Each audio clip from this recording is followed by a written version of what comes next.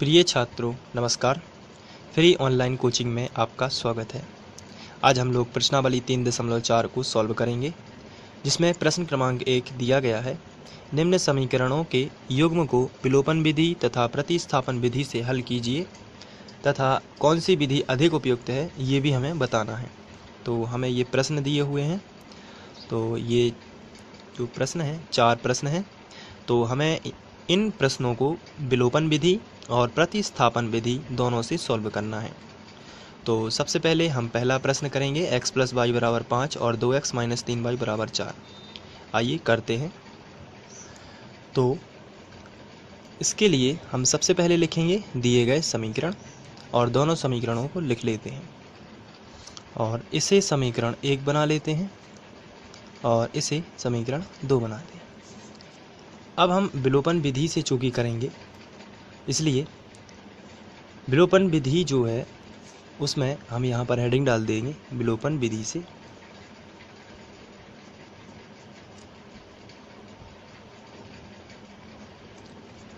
और विलोपन विधि में हमें सबसे पहले दोनों समीकरणों को लिख लेना है, जो कि है x + y = 5, ये हमारा समीकरण 1 था, और दूसरा है 2x - 3y = 4, ये है समीकरण 2। दोनों समीकरणों को लिखना जो है, उसके बाद यहाँ पर आपको या तो आप x को विलुप्त कर सकते हैं या y को विलुप्त कर सकते हैं। तो चलिए इसको हम आसानी से समझते हैं। यहाँ मैं y को विलुप्त करना सबसे पहले मैं आपको बता रहा हूँ। मैं y को विलुप्त करूँगा और उसी से हम लोग विलोपन विधि सॉल्व करेंगे। तो यहाँ पर आप देख रहे हैं y के साथ में कितना लिखा है 3, और यहाँ y के साथ में कुछ भी नहीं लिखा है तो 1 माना जाता है। जैसे यदि हमारे पास ये रफ पेपर है, यहाँ पर लिखा है x + 2y = 4, x + 3y = 3, यहाँ 2x + 3y = 3। अगर ये वाला समीकरण होता तो यहाँ y का जो गुणांक है वो कितना है 2 है, यहाँ जो y का गुणांक है वो कितना है 3 है।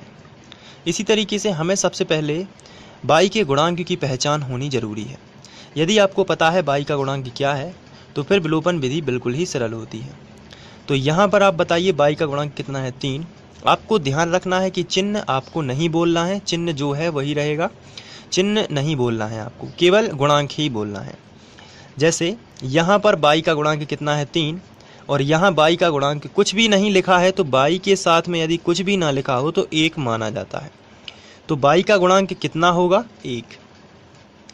तो नीचे वाला जो y का गुणांक है वो समीकरण 1 में गुणा करेगा, और जो ऊपर वाला जो y का गुणांक है वो समीकरण 2 में गुणा करेगा। कहने का मतलब ये है, यदि मैं इसी समीकरण को इस तरीके से लिखूं x + y = 5 और 2x - 3y = 4, तो यहाँ पर ये जो 3 लिखा है ये 3 गुणा करेगा इसमें भी और इसमें भी, और यहाँ पर जो 1 लिखा है ये 1 गुणा करेगा इसमें भी और इसमें भी। तो चलिए हम इसको करते हैं। तो समीकरण 1 में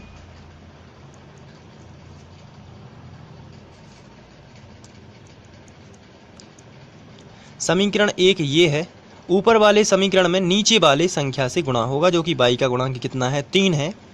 तो समीकरण 1 में 3 से गुणा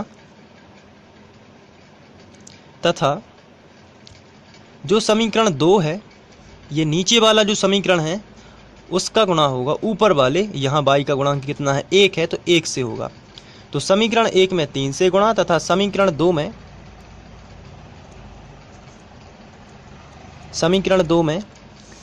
1 से गुणा होगा, 1 से गुणा करने पर।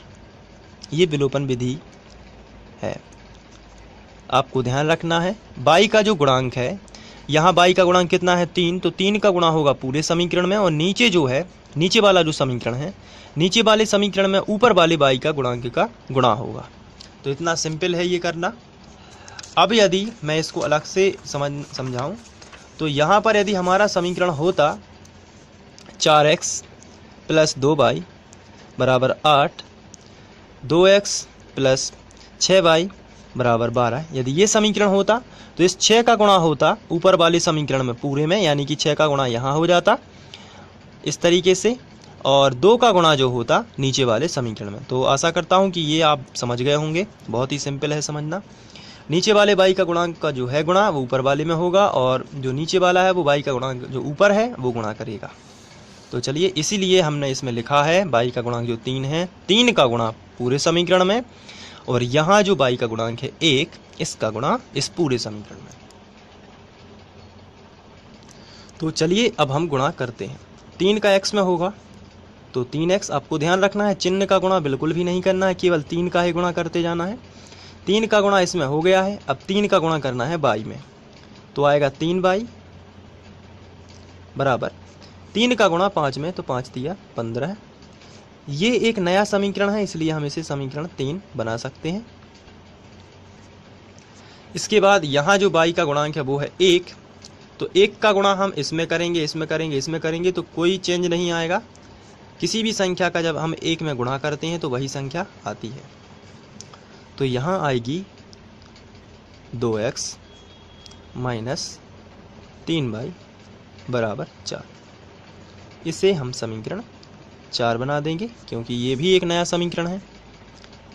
अब यहाँ पर आपको एक नियम और याद रखना है, अगर यहाँ पर असमान चिन्ह है तो हम उसको, यहाँ पर असमान चिन्हों में होगा जोड़ना और समान चिन्हों में होगा घटाना, ये आपको याद रखना है।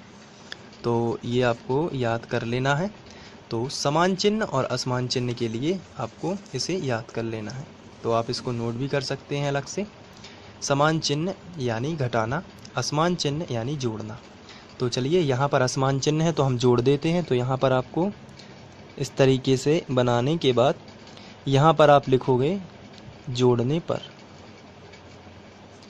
क्योंकि यहाँ पर जो हमने y के गुणांक समान किए हुए हैं उनमें असमान चिन्ह है, तो हम यहाँ पर जोड़ेंगे, और यदि यहाँ पर समान चिन्ह आते हैं तो हम इसको घटा देते हैं। चलिए, इसके नीचे हम लाइन खींचते हैं एक, और चूँकि जोड़ना है इसलिए हम इनको जोड़ते हैं 3 और 2। यहाँ पर हम बड़ा प्लस का चिन्ह भी लगा देते हैं, इससे पता चलता है कि ये दोनों ऊपर का समीकरण और नीचे का समीकरण जो है वो जुड़ रहा है। 3x और 2x टोटल हो जाएंगे 5x, और यहाँ पर प्लस का 3y और माइनस का 3y ये कैंसिल हो जाएगा, तो बचेगा 15 और 4 19। तो x बराबर आएगा 19/5। ये जो है x का मान है। अब विलोपन विधि में x का मान समीकरण 1 में रखा जाता है, तो हम लिखेंगे x का मान समीकरण 1 में रखने पर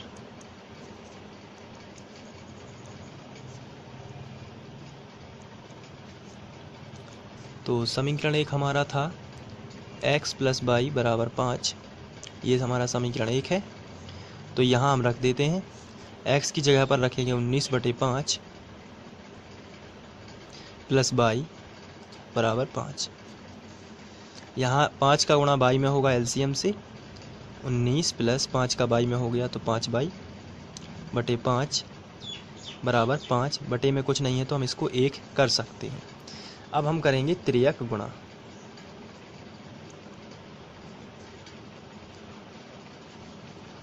एक का गुणा इसमें करेंगे, ये ज्यों का त्यों आएगा, 19 प्लस 5y, और ये 5m 25। इसके बाद हम संख्या का पक्षांतर इस तरफ कर देंगे, तो 5y बराबर आएगा 25। ये प्लस का 19 है, इस तरफ आएगा तो माइनस का 19 हो जाएगा। तो 5y बराबर 25 में से 19 जाएंगे तो बचेंगे 6, और यहाँ पर y बराबर 6/5। ये y का मान आ जाएगा। तो हम लिखेंगे, अतः x बराबर 19/5 और y बराबर 6/5 समीकरण निकाय के हल हैं। समीकरण निकायों के हल हैं। ये तो था विलोपन विधि से। आइए अब हम इसे समीकरण 1 व समीकरण 2 जो हमें दिया गया था प्रश्न में, उसको हम प्रतिस्थापन विधि से हल करते हैं। तो इसे समीकरण 1 बना देते हैं और इसे समीकरण 2 बनाएंगे। अब हम इसे प्रतिस्थापन विधि से हल करेंगे। तो प्रतिस्थापन विधि से हल करने के लिए हम समीकरण 1 से शुरू करते हैं। तो हम यहाँ पर लिखेंगे समीकरण 1 से, और जो हमारा समीकरण दिया गया है उसको लिख लेंगे। तो समीकरण दिया गया है x + y = 5। यहाँ से हमें x का मान निकालना है, इसलिए y का पक्षांतर कर देंगे। तो प्लस का y इस तरफ आ जाएगा, तो माइनस का y, इसे हम समीकरण 3 बना देंगे। अब जो x का मान है इसे हम समीकरण 2 में रखते थे, तो रख देते हैं x का मान समीकरण 2 में रखने पर समीकरण 2 ऊपर लिखा हुआ है, तो सबसे पहले 2 लिखेंगे और x का मान रख देंगे 5 - y, इसके बाद -3y = 4। अब हम यहाँ से 2 का गुणा कर देंगे, 2 × 5 = 10, माइनस 2 का y में हो गया तो 2y, -3y = 4।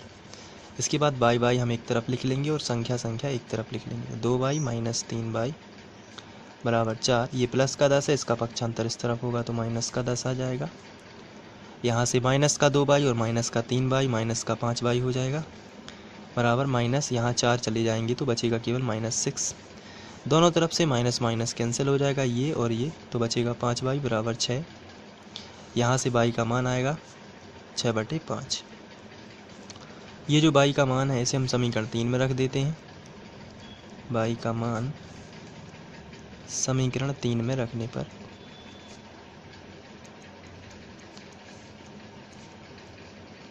तो चलिए रख देते हैं। समीकरण 3 हमने बनाया था x = 5 - y, ये ऊपर हमने बनाया हुआ है, आप देख सकते हैं यहाँ पर x = 5 - y। तो अब इसमें हम y की वैल्यू रख देंगे, तो x बराबर आएगा 5 माइनस y का पूरा मान है और ये है 6/5। तो x = 5×25 LCM से गुणा हो जाएगा, -6/5। तो यहाँ पर आएगा x = 19/5। 25 में से 6 जाएंगे तो 19/5, ये x का मान आ गया। अतः x = 19/5 और y = 6/5। जो विलोपन में आंसर आएगा वही प्रतिस्थापन में भी आएगा, क्योंकि दोनों बीजगणितीय विधि हैं x और y के मान निकालने के लिए, इसलिए आप इसी तरीके से सॉल्व करेंगे। तो ये प्रतिस्थापन विधि हो जाएगी, और इसके पहले मैंने आपको विलोपन बताई है। आशा करता हूँ कि दोनों विधियाँ आपको अच्छे से आने लगेंगी, और इसके बाद भी हम लोग दूसरा क्वेश्चन करेंगे, उसमें भी हमें विलोपन और प्रतिस्थापन विधि से ही हल करना है। और जिन बच्चों को कक्षा 10वीं के गणित से संबंधित सभी वीडियो देखने हैं वो फ्री ऑनलाइन कोचिंग की प्लेलिस्ट पर जाएं, वहां से कक्षा 10वीं NCERT सेलेक्ट करें और सभी वीडियो आराम से देखें। और जिन बच्चों ने अभी तक सब्सक्राइब नहीं किया है वो सब्सक्राइब भी कर सकते हैं, और सब्सक्राइब करना बिल्कुल फ्री होता है। सब्सक्राइब और नोटिफिकेशन जल्दी ही मिल जाता है। जो नए आने वाले वीडियो होते हैं वो आप आसानी से उसका मैसेज पा सकते हैं। Thank you.